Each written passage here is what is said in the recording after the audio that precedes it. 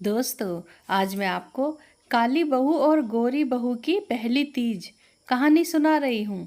कौशल्या देवी ने पंडित जी को अपने घर पर बुलाया। पंडित जी आ गए।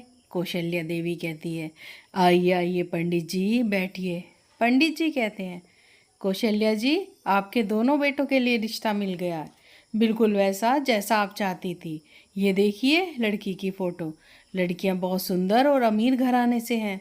कौशल्या देवी, अच्छा तो पंडित जी, फिर देर किस बात की, बात को आगे बढ़ाइए, मुझे तो ये रिश्ता पसंद है। तभी कौशल्या देवी का बड़ा बेटा कौशिक कहता है, माँ पर मुझे ये रिश्ता पसंद नहीं है, मैं अपनी मर्जी से शादी करूँगा।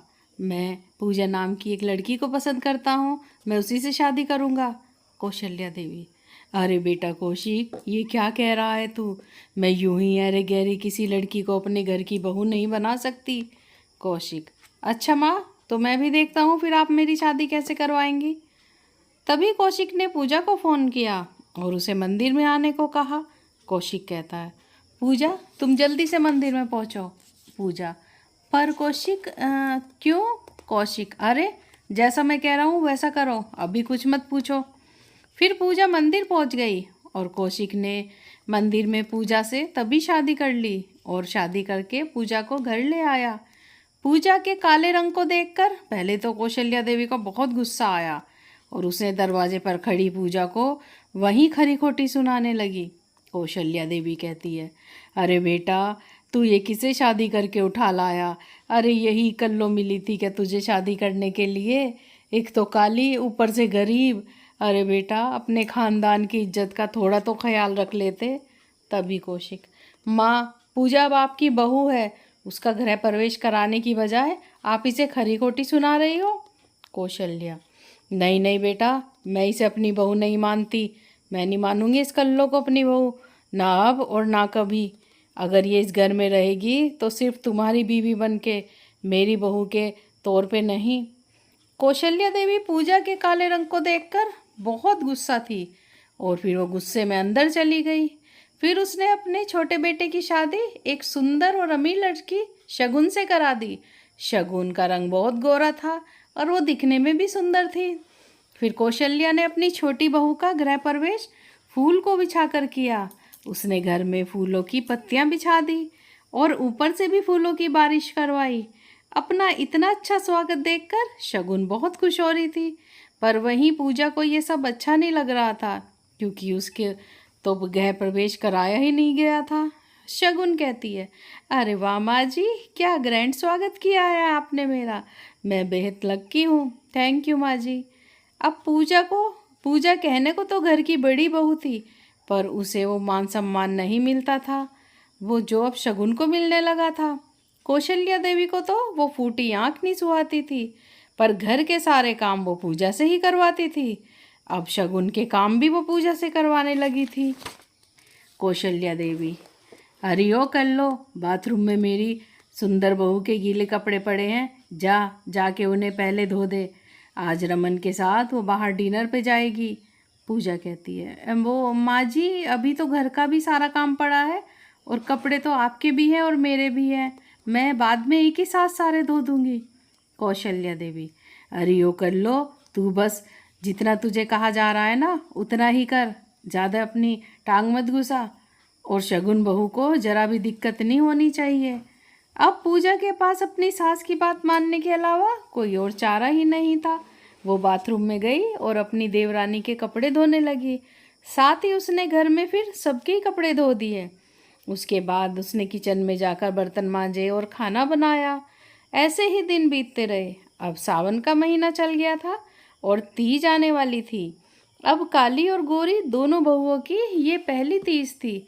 शगुन कहती है, माँ जी, ये मेरी पहली तीज है ना, तो मुझे नए कपड़े और मेकअप का सामान लेना है, चलो ना आप मेरे साथ बाजार, आप ही तो मुझे ये सारा सामान दिलवाओगी।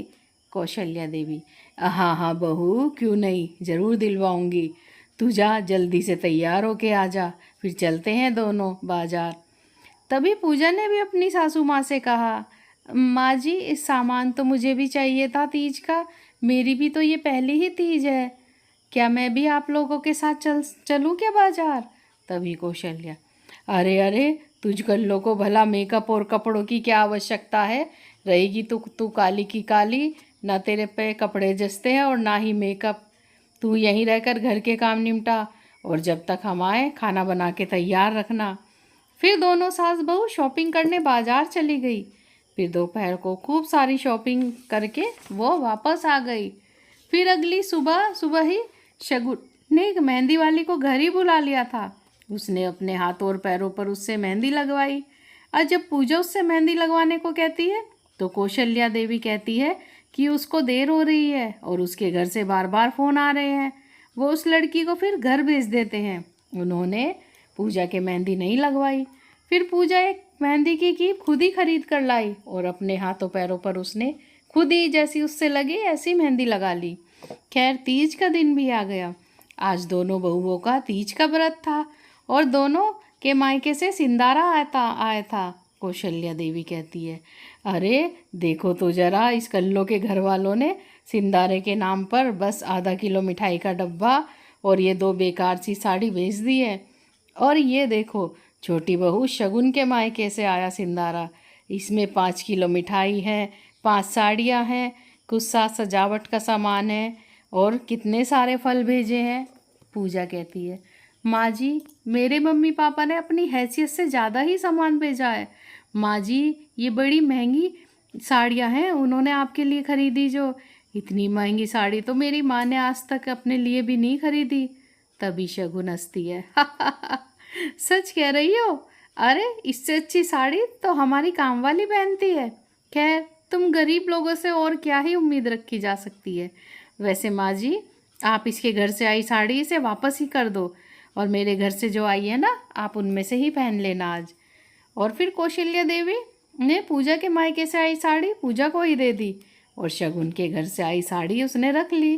तभी कौशल्या, हाँ हाँ ये वाली साड़ी बहुत सुंदर है, मैं आज इसे ही पहनूंगी। अरे ओ कल्लो, यहाँ खड़ी खड़ी हमें क्या देख रही है, जा मेरे लिए बढ़िया सी चाय बना कर ला। और शगुन बहू तुम इधर आओ, आकर मेरे पास बैठो। वैसे आज तो तू बहुत ही खूबसूरत लग रही है, कहीं नज़र न लग जाए। आ बहू तुझे काला टीका लगा दूँ। शगुन, माँ जी आप कितनी अच्छी हो। फिर दोनों सास बहू वहीं बैठकर खूब बातें करने लगी और हंसने लगी। तभी कौशल्या देवी के घुटनों में दर्द उठा।